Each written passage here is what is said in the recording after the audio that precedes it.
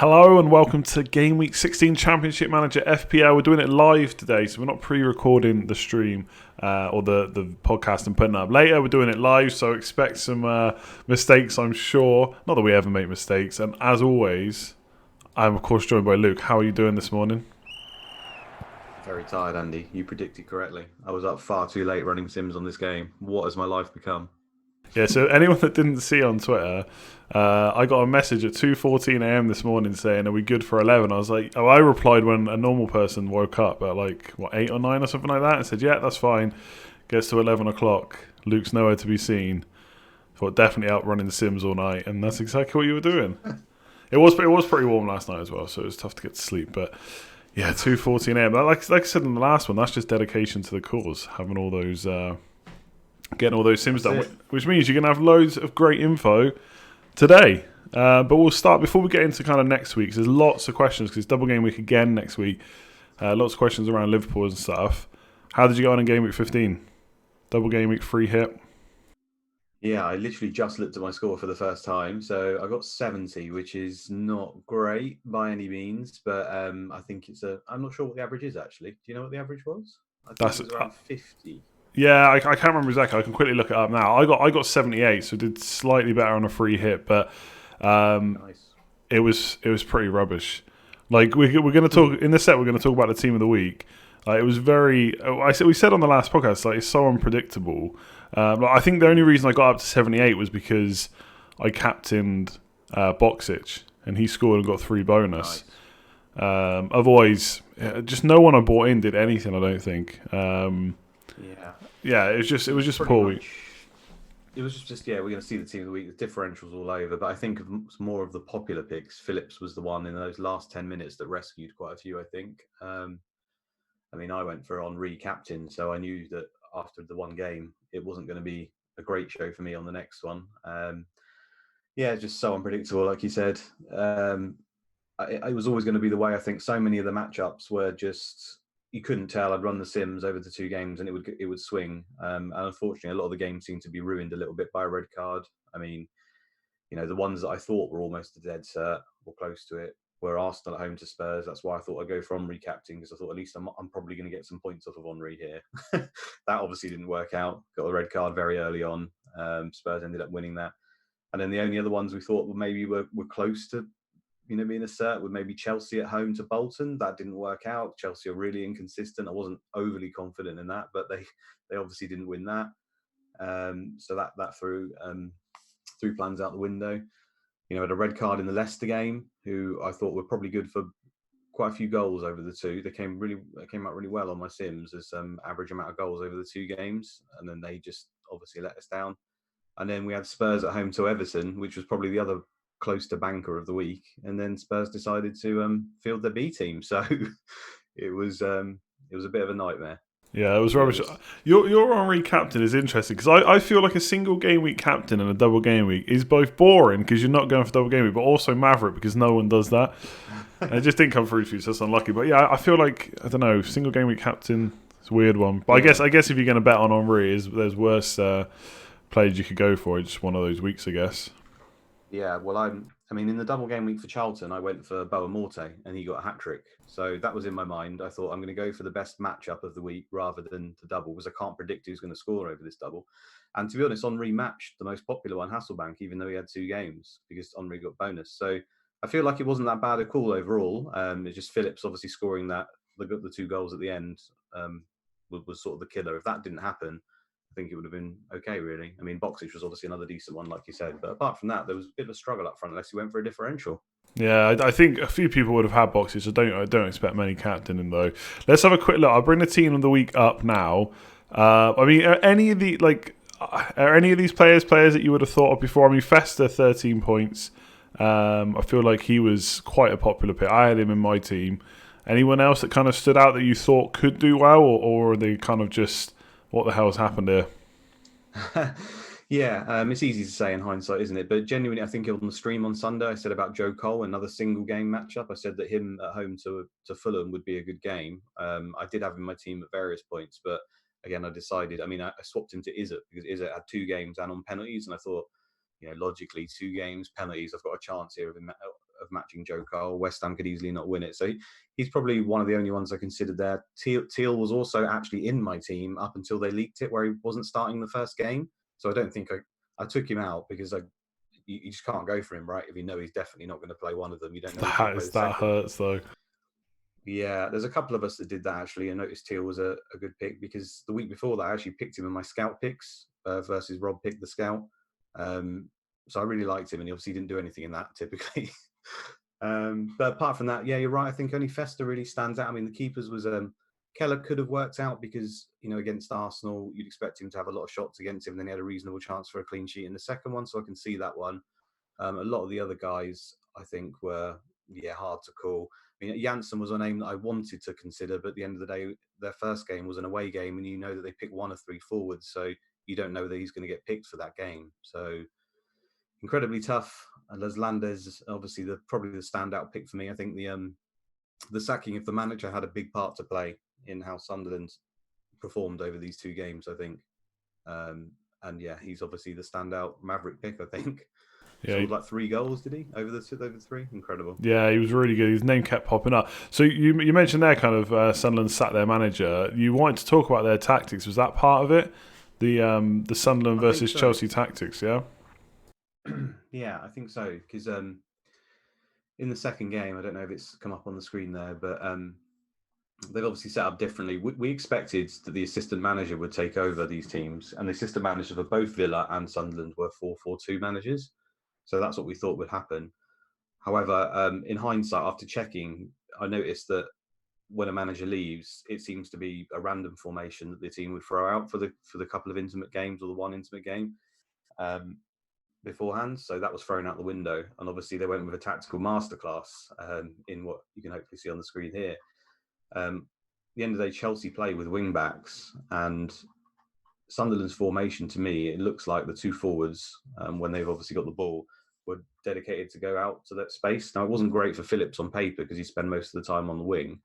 However, it looks to really, really work for them because they've exploited a lot of space. I don't know if you guys looked in the commentary, but nearly all the goals were from either Teal or Reddy or someone dancing past the wing backs or the outside centre backs, dribbling past people, whereas most of the time goals just come straight from crosses in this game. So whoever that manager was who took control of it really took Chelsea apart with that tactic, I think, into that space behind the wing backs. And in the end, Phillips got his goal from open play anyway, and then obviously got a pen. And that's why Phillips didn't come out very well at all for me over these two games. So that's why I didn't go for him. But ultimately, a striker with penalties, I talk about it with Shearer all the time. It's quite rare in this game. And you deserve your luck, I think, if you ended up captaining him and he gets the goal, because it's just so few of them with penalties, and beautiful that he got it in the last minute for the guys who own him. Yeah, and I think picking players because they have penalties is always something people do in FPL. It's one of the reasons people had Festa, right, for Middlesbrough versus potentially other options. So, yeah, decent pick, Phillips. Do you think this is the kind of formation now they'll go with forward, or was it just kind of because of the opposition? No. Yeah. That's it then. That's it now. They've signed Shreves, I think it is. Was it Shreves? I'm pretty sure it is. And he plays 4-4-2 generally. So often what we'll do is play the 4-4-2 similar to West Ham, but the person on the right will have an arrow going into the centre rather than directly up, which West Ham have done a few times with Sinclair. That's what I've seen on the sims that I've checked so far. Just variations of 4-4-2, unfortunately, because I think if they'd have kept this formation they've got now, it would have been very, very interesting, definitely, with the wide players and the free forwards. But I don't think it will happen again, unfortunately. So who's going to miss out, do you think? Well, they've just signed Gerald Sibon as well, who, to my surprise, when I ran him in Sims, played a lot of the time on the right wing rather than up front, because I would have thought that he would have played up front. But Teal was out injured, so I ran some Sims whilst this game's going on, so I'm just going to check to see whether he actually played. Okay, he's on the bench in this one, and then Teal's on the right, but it's still 4-4-2 in every game at the moment. And Sibon's on the bench quite a lot of the time. So to me, I think Sibon and Teal will probably rotate on the right wing, and Phillips and Lazanders will play up front. But there's obviously an outside chance that because Sibon was signed during the game rather than at the very start, he might replace Lazanders up front. I can't see him replacing Phillips. But it looks like right winger up front for him in a 4-4-2 is the most likely situation. Okay, cool. Yeah, well, we do have a question about that later, but I think that's pretty much answered it. I think for the rest of it, we're just going to do. There were so many questions. As you can imagine, a lot of them were around the double game week, specifically about Liverpool in particular. So I've picked some of them out. So I don't know how many there are altogether. We'll just go through them, I think, for the rest of the stream, just because there were so many. So I'll bring them up now. And if I put our faces back on, everyone will be able to see us. There we go. This is why you don't do things live. So the first one's quite an easy one. Hopefully it's an easy one for you.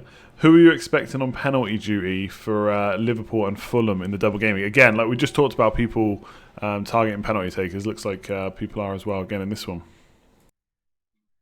Yeah, I think that's probably wise.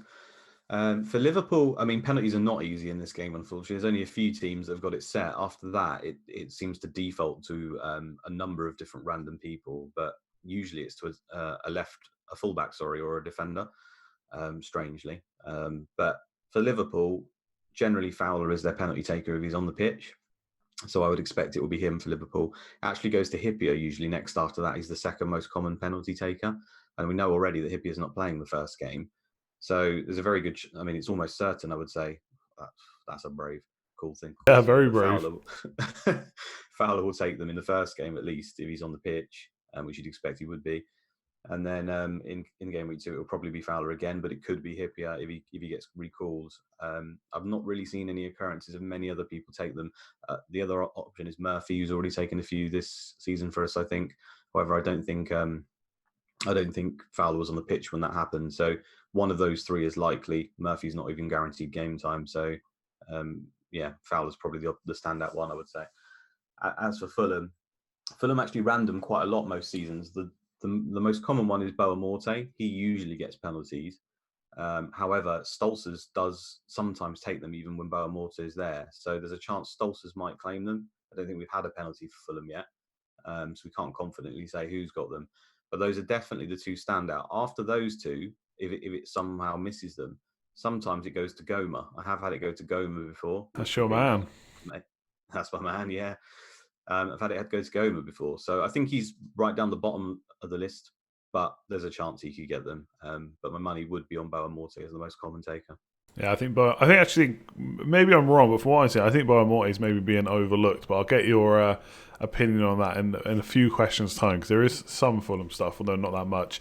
Auto Reclose said, any differential tips going forward for the guys that are way behind the pack? So I've actually got a few names down that. I mean, differential, most people kind of think around 5%. I still think around, even 20% ownership, you're still looking at 4 out of every 5 managers don't own that player. So I would still consider that a pretty good differential, especially when you're playing with, a few thousand people. Like, it's hard probably to go completely differential versus the whole pack. And the other thing I would say is, you don't necessarily need a whole team of differentials to catch up. I think that's a bit of a myth that gets talked about a lot in FPL. But I picked out some names going forward, and I've kind of just done it on the fixtures. So Sheringham, Pedersen, and Kevin Phillips, so Spurs, Bolton, Sunderland, are all only owned by 6%. So I think this is probably before, obviously the game week coming. Like, people will be buying these players. But Sheringham, Pedersen, Phillips, 6%. Boa Morte, who I mentioned already, or you've mentioned as well, 18%. Now, again, that will likely go up, but I actually think he's kind of maybe being a little bit underlooked with the fixtures they got coming up. And then even someone like Rebrov's only 19%, and Spurs fixtures are really, really good. So, like, are those kind of players you'd be looking at, or do you think some of them, like Pedersen, I know it's maybe a bit hit and miss, but Bolton, potentially with the fixtures they got coming up, could be decent enough? Yeah, I agree. I think you've got to play the fixtures on these. I think the matchups are important. I think this week went to show that, if anything. We couldn't really, I couldn't predict who was going to win in any single game, and it was the most random game week I think we've ever seen. I had most of the forwards down for not even scoring over the double, like even the bankers like Jimmy, and they didn't score either. I think it's quite clear to see to me that the fixtures are all important. Obviously, anything can happen in that individual fixture. We've seen that already, but I think you got more chance. So looking at Spurs is very, very important. I think they're fantastic at home usually, especially if they're going to play their proper team. They've got such good games coming up. So the likes of Ziga, I think, is another one you can throw out there. He is highly injury prone, so you're taking a bit of a risk by getting him, but he's playing in that wing back position. He can get a number of assists during the season. And despite Spurs not being great for clean sheets, I think when you've got Derby and Charlton at home, you've obviously got a chance of picking one up there. So I think he's definitely a good shout.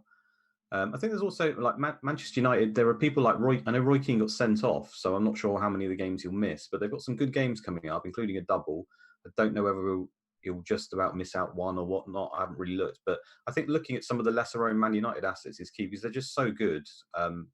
Roy Keane is a name that stands out. He gets incredibly high average ratings usually when he plays, fills up with tackles. He can get goals. He's scored a few this season already, had a few assists. He can get double figures for goals and assists. He's like Patrick Vieira, who we got robbed of, unfortunately. So I think he's a name if he comes back that some people could look at. And yeah, Middlesbrough have got a nice run of home games, even though it's home to Chelsea, home to Man United. They are a decent side at home, and the likes of Ekiog, who I don't think is that well owned, Southgate. They're not as sexy as Fester, who might be on pens, or Gordon, who's left wing if he's back. But at the same time, I expect them to get high ratings over that. They do anyway. But in games where they're under the cosh, I think that there's a very good chance they'll be getting 8s and 9s across those games. So I quite like them as well, to be honest with you. Yeah, I really like Middlesbrough players. I'm definitely going to be taking hits this week because my team is looking a bit of a kind of shambles. Really, this kind of related actually, I suppose, because I was looking at those Spurs fixtures. West Ham, Derby, Charlton at home is about as good as it gets. If you had the choice this week to bring in Rebrov or Fowler, who would you be bringing in? Bearing in mind, Fowler's obviously got the extra fixture, Derby and Fulham. Then it's Southampton away, Leeds at home. But I think you said before that Leeds away aren't necessarily the best team anyway. So Fowler or Rebrov? Game, yeah. For me, it would still be Rebrov. Across multiple sims, Rebrov just comes out. Well, every time he comes out better than Fowler. He's generally not a particularly good pick for goals across the season.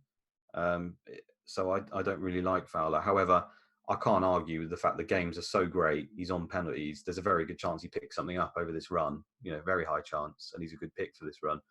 But just comparing the two players, it's similar to the Hasselbank thing last week, where I don't really rate him as a forward that well, and I can't really rely on him, and that's why I went for the Omri. It's the same with the Van Nistelrooy. You can kind of rely on them, and there's certain players in this game I think you can, and Rebrov is very, very close to being in that sort of echelon. So I think Rebrov over this run is nailed for points pretty much over these games, whereas Fowler I'd be a little bit more less likely to see it. So I think of the two, I prefer him. Because I think you can cover Liverpool over the double in other ways, like their double defence potentially, if you want to. Whereas I don't think Spurs, although Ziga is one that you could look at, I think you really want a piece of their attack. Selakovic and Rebrov are really good assets, I think. Yeah, I quite like. I really like Rebel as well. Given this, all the things you said previously. I guess if you want to go super aggressive, then the play is get Fowler in for this week, then swap him straight to Rebel the week after. Maybe get your points from captaincy in the double, and then swap him. Transfers are precious, I know, but maybe if your team is set up enough, you can always have both. I suppose. That's yeah. I mean, I think. Obviously, people are going to want Van Nistelrooy, so it's probably going to be Van Nistelrooy, Fowler, Rebrov. However, Boksic has got some nice home games as well, and I do like him. So I think it's 3 of those 4 is probably ideal over the next few. Cool, there we go. You've been told. Get Rebrov or Fowler or both.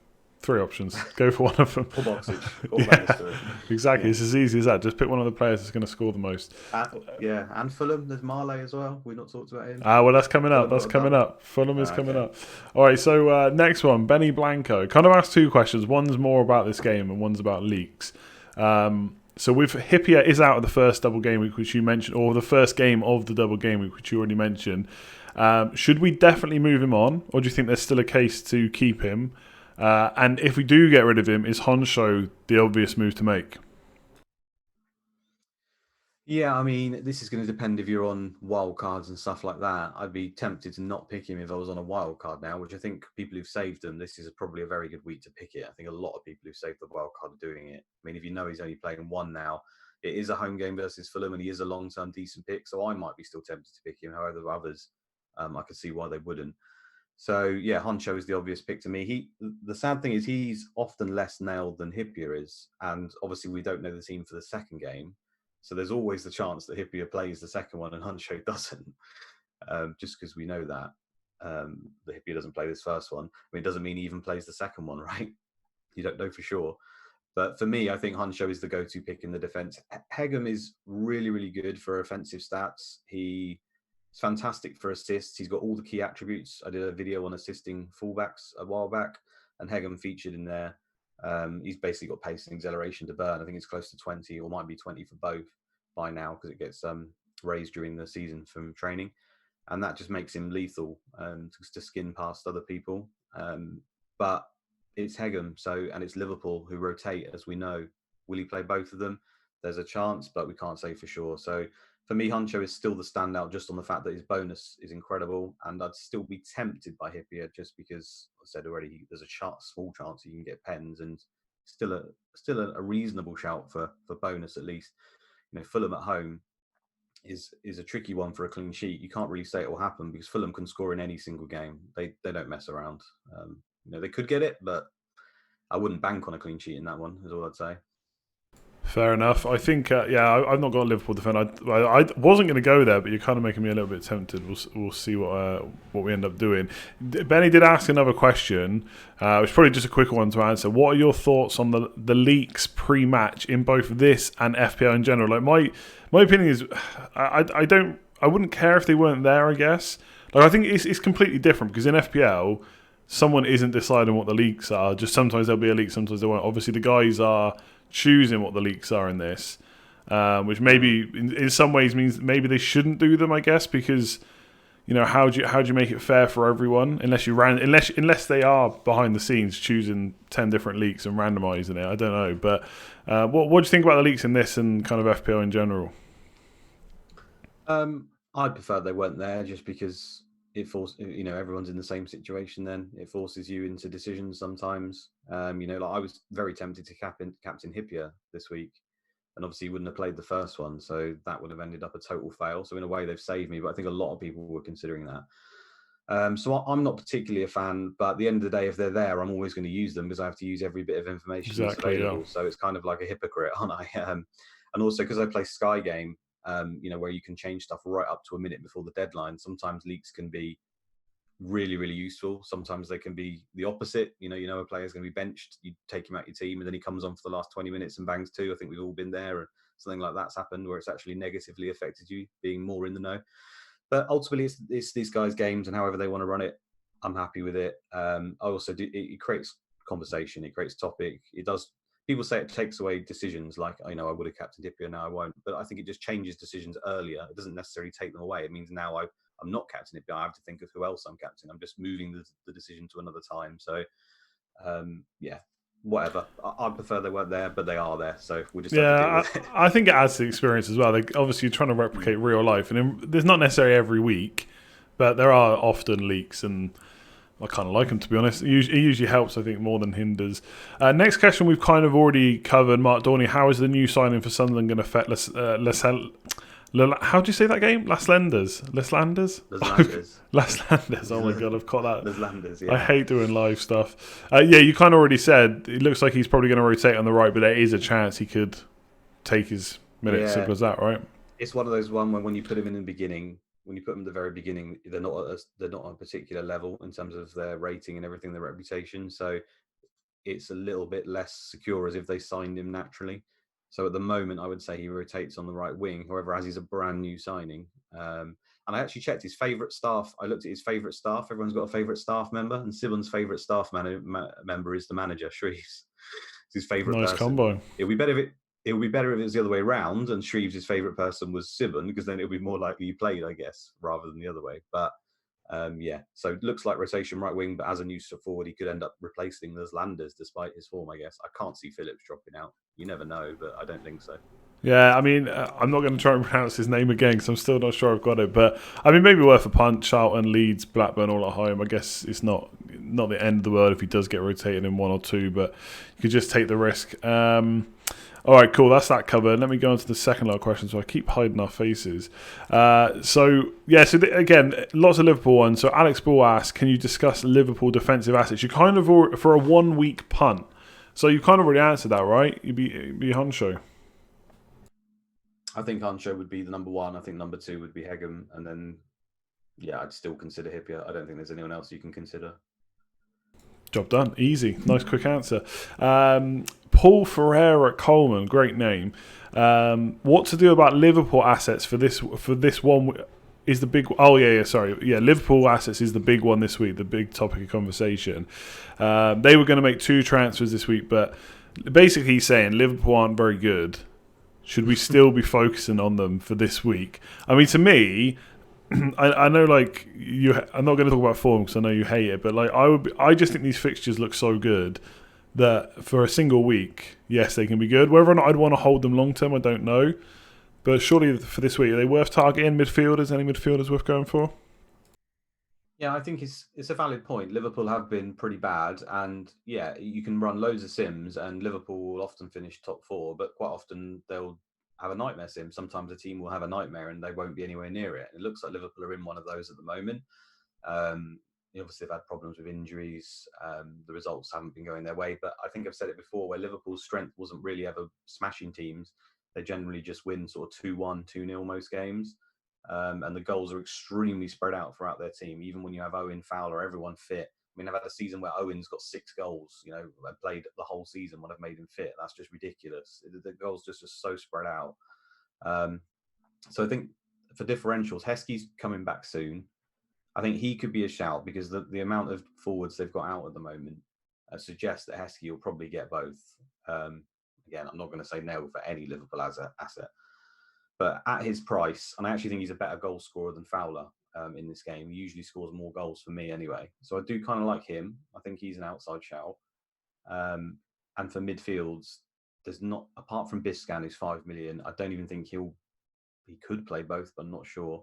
I don't really think you can go for anyone else. I think it's Heskey, Fowler, Biscan, and the defenders we've discussed. I mean, you could look at Dudek maybe, like if you wanted to, but even he's not nailed. And Liverpool, when I run these sims over these games, they keep clean sheets in about 30 to 40% of the games. So there's a very good chance it's 2-1 again on both of them. However, we've seen bonus is just so important in this game. And for me, therefore, you go for the bonus, and the bonus is Huncho and Hippier. That's where I'm at. It's been serving me pretty well so far to look at bonus. I think over the doubles, the defenders that got some bonus and clean sheets, obviously, or maybe one in there, did really, really well. So that's where I'll be looking. Yeah, my only thought about it really is it depends how long. I think for if someone was free hitting this week, then absolutely fine. 2 good fixtures. Outside of that, it depends how long you want to hold them for. So, like Hippier and Honcho probably look better than Silvestre, for example, this week. But then Silvestre has, and I know they're slightly cheaper, but they're in and around the same ballpark. But then next week, Man United have got a double, so it's all right having them for this week. But then next week they've got Southampton away, whereas Man United have got the double, so then they are better picks this week. But you've also got a plan kind of longer term. And I think the same with Fowler. Like I think Fowler's a great pick for this week. I think it's worth probably a risk or a punt or whatever you want to call it. But longer term after this week, I'd probably rather have Rebrov. So it depends for me, it would depend how many other transfers you kind of need to make. Looking at my team, I've got to make a lot, And then booking in transfers is a really scary game, isn't it? Because you never really get the chance to use them as injuries and red cards come all the time. Now coming out of this week now, I've, for example, potentially got Ashley Cole suspended for his red card and Gordon still injured. So originally I had those 2 players down, and now I don't, and it's just a common theme. So I can understand those who don't want to go all in on Liverpool. I wouldn't say necessarily just because of their form. I know that is a factor in their team form, but also because the games haven't proved that lucrative from what I've looked at in my sims anyway. Even when I'm in a sim where Liverpool have finished 2nd or 3rd, it hasn't been overly lucrative. So yeah, it's a decision to make. It's one of those 50-50 calls. Do you bother? I mean, if you bring one in for Liverpool and then you take him out again for Man United, it looks okay straight away. But if it's for a hit both times, then you're suddenly thinking, Yeah, you got to make 8 points up across that and nail both players right. It gets a bit trickier then. Next one's about Jack Wilson. It's about Ipswich defenders. So I've got. How many Ipswich defenders do you have? 1 or 2, or none? I've only got one. Right, okay. One. Haridason? Tariko, of course. Why did I even ask? Like, I've got 2. So I've got Tariko and Bramble. I wish I had Haridason. But Jack basically says, is it time for them to go with fixtures coming up? So the fixtures are Everton at home this week. So for me, that's definite keep. I'm probably going to play both of them this week. Then it's Arsenal at home, Chelsea at home. So quite difficult teams, I guess. But as they're both home games, and given the way the bonus is working for Ipswich, or has been for a lot of this season, like for me, they're 4.5 million. Unless your strategy is that you have to play them every single week because you've put so much money elsewhere. Like that, it's just not a transfer worth using for me. I don't know what you think. I agree. I think Goma is 4.5, and he'll be teasing people because he's got a double home to Leicester and away to Liverpool. He's also one though that gets bonus. Fulham don't really keep clean sheets. He gets bonus, so I can see that. I can see moving to Goma as being a valid reason. The tiny chance he gets pens as well. But other than that, I'm with you, Andy. I think you keep those boys. I think they're fantastic for bonus. I think those games are pretty good on. I don't expect them to get a clean sheet at home to Arsenal. They might against Chelsea, although it might probably be a different manager by then, I'd imagine. But they're just going to be under the cosh in those games. There's a very high chance of bonus for me in both of them. Even if they lose 3-0, I think there's still a chance. So I don't see any reason to move them on. I think both of those are great. Yeah, I'm planning to keep. Ramble. Yeah, and then, his other question is, I don't know. I don't know if going forward we should just, choose whether we allow 2 questions in one tweet. Is that a cheeky way to get both your questions across? But that's something to worry about for next week. So he says, which strikers should we be looking at for the next 4 to 5 games? We kind of already touched on them. Like Boxic's got good fixtures, home fixtures across the board over the next 3. Rebrov is the same. I think that's the only 2. Kevin Phillips as well, maybe. Again, just loads of home fixtures. They're kind of the 3 that I picked out. And obviously outside of, Fowler's got good fixtures this week. Van Nistelrooy's got, Van Nistelrooy's just a good pick, right? So, is there any other strikers that you'd be looking at? I think the Fulham boys are a shout. And that's Marley, and obviously Boamorte is a midfielder. So, although he plays up front, I think that's still a shout. Marley's 6.5. He can do pretty well across lots of sims. I've had him score over 20 goals before. He's doing pretty well in this sim. The away, if you look at these fixtures, really, home to Leicester, that looks pretty good. Leicester incredibly leaky. You then got away to Liverpool, that on paper doesn't look good, but we've already discussed how bad Liverpool have been so far. So if you're backing them not to get a clean sheet, Fulham are very offensive regardless of where they play, home or away. Then they're home to Blackburn, home to Derby. So I do really like him as well. And then we've already discussed Heskey as a potential option. So I think there's still quite a few strikers you can go for. The thing is, having Van Nistelrooy is the kicker here. I think nearly everyone will have him, and no one will want to ship him for good reason. So you can only really pick 2 of those. Yeah, and to be honest, I think they're all good options who all could do really well. My preference at the moment is for Boxic, especially in game week 16. I checked his numbers home to Southampton, and assuming he's come out of this condition-wise okay, he scored 17 goals in 20 games versus Southampton with an average rating well over 8. So it's one of his favoured games. At the end of the day, Southampton are the worst defence across multiple sims. They're nearly always the bottom. They concede the most. And we saw even over this double, I think a lot of people were tempted by a Southampton pick. I looked at Jones as a keeper because I thought they were going to get battered and he would get a load of save points. They did get bad. He didn't get really any clean sheets. I had a Southampton defender. It was not good. Yeah, and I think a lot of people went for Klaus Lundegvarm, who had high ratings, so I can see why.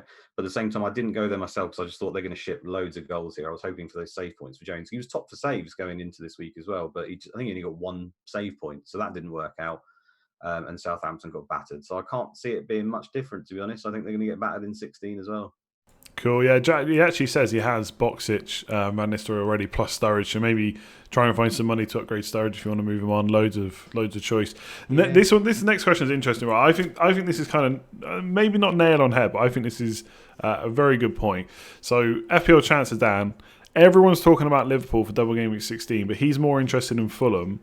Says, is someone like Collins or Malbronk worth a midfield gamble? Now, I look at the fixtures.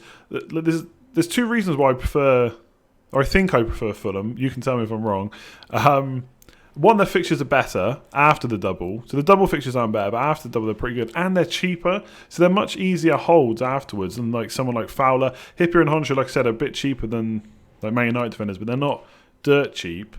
And obviously Fowler's like kind of 10.5 million. So he's like Rebrov price, I think. Is he that high? I think he is, right? Yeah, I think so. Yeah, so price 10.5. Yeah. Yeah, so like then you can get Boamorte 8.5. Stolz's is I can't remember now. I've got my team. It's like 5.56, something like that. It's very cheap. So what do you think about Fulham players? Like, would you be tripling up if you could for them? I think Fulham are always worth a go because they're so offensive. I've got 2 at the moment. I've got Collins and Stolz's, so I'm pretty well prepared. I could add a third if I wanted to, and I agree that they've got the better games afterwards, and they're more predictable in their lineup than Liverpool are as well. So we've already seen over a double how sometimes rotation can take part. And with Fulham, I think there's less chance of them rotating than Liverpool. So therefore, does that make their assets better as well? I'm inclined to agree with that, to be honest with you. So I think looking at 2 or 3 Fulham is pretty wise. And that home to Leicester game could be anything, honestly. There could be a really big score in that game. So I think looking at them's quite good. Like, what And do you think of Boa Morte captain? Like, I'm honestly thinking about that this week. Yeah, I don't. I'm not. For me, I'm not fussed that he hasn't scored points in those other games. Across the season, he will generally get 10 to sort of can get to 15 goals if he plays most of the time up front. He's come in. He's got 3 in 1 games, I think, and then done largely nothing in most of them. But at the end of the day, he's a forward, a midfielder out of position up top, potentially on penalties. He's one who can hit hauls. There's no doubt in my mind that he could come out of the home to Leicester game with 2 or 3 goals. He could come out with nothing, but he's always got that potential. So I think Boa Morte is a shout. He's one of the very few players in this game. You can almost count on one hand. People saw with Rebrov the amount of people who are nailed in this game. I mean, even goalkeepers struggle to play 38 throughout the season. It's incredibly rare. But Boa Morte is in that echelon of somewhere between 35 and 38 starts most weeks. So, barring an injury or a massive loss of condition, he looks very set to play both. Well, so if we discount him, 8.5 million, he's probably the most obvious one. So in the question, it was like, is someone like Collins or Mal Bryant worth a midfield gamble? If you were just going for one of those and you could just free hit pick right now, who would you be looking at? Well, Stolzers is another one in that list who will play every game that he's fit and his condition's okay. He barely ever gets rotated. So Stolzers would be my pick there. Although I think Collins is probably slightly better for points when they both play, only slightly. Collins is less. No, he often plays under 30 games for a whole season. So for that reason alone, I would pick Stolzers as my second pick. And then I probably would have Collins third or Goma third, and then the others are differentials, really. Marley has also been thrown in that hat. Cool. So yeah, there are lots of options then for Fulham, basically, and we should be talking about them more. Justice for Fulham, I would say. I mean, Harley gets loads of assists at left back. He's 5 million. He's very pricey, so I can see that people wouldn't want to go there. But he's kind of like Hegem in a way, where he's got the pace and everything, and he's a bit of a differential. He's more nailed than Hegem is. There you go. Plenty of Fulham players. All right, next question. So the next question is kind of interesting because it says it's from near Shakhtar, as long as I haven't butchered your name. I do apologise if I have. If you're a wild card in Gameweek 16, who are your must-haves for each position? Now, I mean, we could just say 3 Man United players plus 1 because I don't think I'd really want to go without triple Man United given the fixtures. But like for me, so I did put Silvestre in as a defender. Like I've still got him, still happy with him. For goalkeeper though, like again thinking outside of Man United a little bit, I still for 5 million, David Seaman just seems like the best option still. Even though the next 3 games are away, followed by Man United at home, like you've said many times before. And obviously, if you're wildcarding, you don't want to make loads of goalkeeper swaps down the line. So I kind of looked at him. Midfielder, I've actually put Boa Morte down short term, but obviously, Veron, Beckham, great options. And then forward again, outside of Man United, I've put Rebrov. I just think those next three fixtures are really good. So what are your kind of thoughts about must-have picks for each position on wildcard? I mean, I would have Rebrov, I would have Selakovic, no doubt. I'd have those two straight in my team. I think in defence, I think there's a whole argument for I would still potentially look at Hippie or Hunter just for this initial double, but I can see the Man United one. They've got a number of home games, they're the best defence overall. No argument for me. Middlesbrough, I think I've already touched on loads of home games. They are tough, but you've got Fester, Ekiog, Southgate, all there, and Gordon coming back. So I think if Gordon's fit, he'd still be my standout pick in defence because obviously he plays left wing. And then goalkeeper, yeah, I think Seaman's. If you don't want to mess around with transfers, I think you just get Seaman and you leave it. But at the same time, there's many keepers that have outscored him up to this point. The ones who are getting battered, like Kylie every week, is still there. I'd still look at Kylie. And if you're looking to rotate 4.5s, then Keller obviously makes sense for this run for Spurs as well. Even with Seaman, because obviously they rotate home away all season, those two. So I still think Keller's a reasonable shout as well. No shouts. Because every week we have to talk about Selakovic. So you mentioned him there, and I'm kind of skipping a couple of questions. So I'm pretty sure I asked you the same thing last week, but there's been a few more games since then.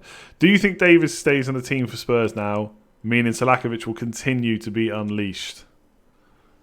I think there's a strong chance that because now Slakovic is playing AMC. They've now put Johnston in there as a centre midfield who's away on international duty, and now they've put Davies in there, which was the thing we were waiting for to happen, and has happened in nearly every sim I've done. Eventually, if he doesn't start the season, Davies, which he usually does, he comes in around halfway during the season when his attributes have increased enough.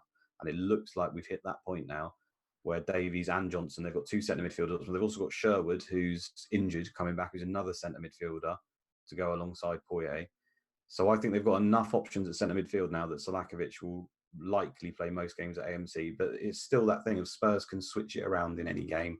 It will still happen, and it happened in other sims where they would have all those, and Selakovic would still occasionally play in the centre midfield position. It's just because he's one of those few players who hits that 37, 38 games a season. He's almost immune to rotation. And therefore, when the AI tries to rotate a spot, he's always in the frame. So it always works in a position basis. So it goes to midfield centre, right, we need to rotate this spot, who's a pick? And Selakovic will be in that spinning wheel of options to pick. And then it'll move on to the next midfield centre position and it will spin it again. And Selakovic is in that one. And he might just get hit for that particular week, if you see what I mean. It doesn't mean that he's not a good option because he's on penalties and he still gets pushed up. He might not get the bonus playing in the midfield centre position, but I think you've got to risk him. I think you'll play the majority at AMC now. Cool. And look, you can join us again next week for Selakovic chat because he's the one player we talk about every single week. Okay, 2 other questions and then we are done. So, Craig Kemp. And I think this is something you've touched on kind of other pods and stuff or on Twitter. Is team reputation an undervalued statistic for this game? Good players from low reputation teams such as Middlesbrough, Sunderland seem invaluable as they will hardly ever be rested. What's your thoughts on that? Yeah, I think he's on something there. It's kind of like that thing in real football, really, when you've got Man City and you've got the likes of Sterling and stuff. You don't know they're going to play both, and then you look at sort of a lesser team and you've got those talisman for those teams, and they're highly likely to play both. I mean, Palace, if Zaha's fit, he's playing every game, isn't he? Even though he's probably not great for returns, so he's not a particularly good example. But you get my point. It's not too dissimilar in this game. I will add that those players can rotate as well. As I said, hardly anyone hits 37 or 38, but they're more likely to play because they've got less competition. So it's those players who are just so good that their backup is nowhere to be seen. And even though Man United have got 4 forwards, Van Nistelrooy is so good that in his case, he probably only drops out 2 or 3 times a season. If you get really unlucky, sometimes plays all of them. So it's kind of that setup. And that's why the likes of Phillips, it doesn't really have any competition up front. There's a number of them. Rebrov is close, but not as nailed as we've seen. Was Everson can play there. Actually, Selakovic can play up front. Teddy Sheringham can play up front. Armstrong can play up front. Doherty in defence when he comes back can play up front. So you just got to look at who's a player's competition really. And yeah, if they don't have much, then there's probably a good shout they'll play the majority. Cool. And last question. This is kind of a planning one. Richard Nickvist. Transfer planning is so important in this game and differs somewhat from FPL. I'm not sure that's actually true, but we won't get into that now. At what point should we look? I guess it is because there's so many doubles in random places. But anyway, at what point should we look to get Leeds assets back in? So I had a quick look at their fixtures. I mean, to me, it seems fairly obvious, I guess. Like they're going to miss this week, then it's Sunderland away, Liverpool away, which aren't fantastic. Then game week 19 is Southampton away, or game week 20 is Fulham at home, just before a couple of decent fixtures plus double game week. So it kind of looks around that spot. I guess that you've got Hart, who's 6.5. So for me, I'm struggling to pay that price for the fixtures they got coming up. And then Viduka's similar price to the likes with Fowler, Rebrov. So I'm not even looking at him right now. Is that kind of along your thinking? Yeah, totally. Game week 19 and 20, I've got penciled in, which, the plans will get thrown out the window, as we know, but I've got penciled in to have 3 leads. I think Spurs are quite a good team to look at for this because Spurs play, obviously, West Ham at home this week, Derby at home 17. They then play Charlton at home 18. They then go into 2 away games for 19, which is Leicester away, Blackburn away. Not crap games by any means, but at that exact point is when suddenly Leeds play away to Southampton, home to Fulham, and then go on a really nice run. So I think a move from Rebrov to Viduka at that point is on the cards. They potentially play Leeds play in this blank in 22, which not many teams will, and then have a double in 23 at the moment, home to Aston Villa Derby. So I think it's a complete no-brainer, potentially with another double, 24, and they come out of the double home to Bolton. So their run is just incredible if it goes how we expect at the moment. So 19 looks at the very beginning of that run. 20, you could argue, is maybe even a better start because it's a home game and Leeds aren't particularly good away. But when it's Southampton, it's one of 19 or 20. I think you jump on the 2 or 3 people as soon as you possibly can. That's what I'll be doing. Yeah, and I also like, isn't Kuhl around 8.5 or something like that? So that's kind of so Lewis Bowen, Moore, Salakovic. Yeah, the same ones. And it's similar for Fulham. A game week 18, they have Derby at home. There's Charlton away, which isn't bad in 19, but that's when you could look to switch. So, yeah, I think I like that. Set out the price points and go from there. All right, cool. That's a lot of questions done.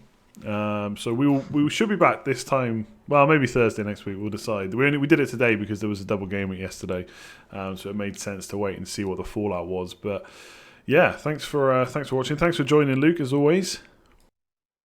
No problem. It was a pleasure. You'll have to go and get some sleep now. Catch up on all that sleep you missed from running I've Sims. had more sleep this morning than I've had in about 10 years. So no, I think I'm good. I just need to wake my brain up a little bit more, but we're all good. Good, man. All right, cool. Thanks for watching, everyone. Like, comment, share, subscribe, all of that usual stuff. And we will see you this time next week. Cheers. Yeah.